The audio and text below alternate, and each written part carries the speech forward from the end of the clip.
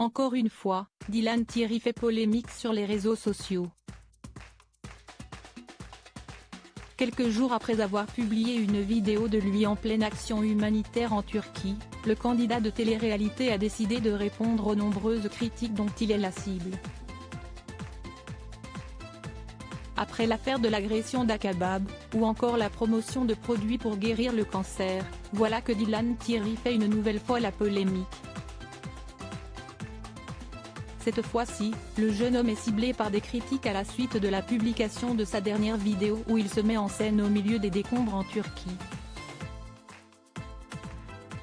Dans ce pays récemment bouleversé par 2 séismes meurtriers, le candidat de télé-réalité se montre en distribuant des denrées alimentaires aux nécessiteux.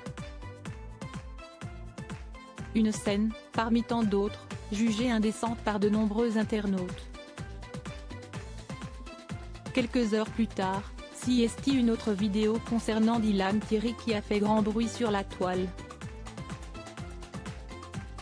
Dans cette dernière, un bénévole présent en Turquie commente les agissements de l'influenceur au cours de son action humanitaire. Dès qu'on arrivait pour des aides humanitaires quelque part, automatiquement, il n'y a personne qui devait l'approcher, et il devait se faire filmer tout seul. Il prenait un colis, et faisait semblant de le porter et basta, après il coupait, peut-on entendre. Des dires insupportables pour l'intéressé qui a tenu à se défendre dans une nouvelle vidéo publiée sur YouTube.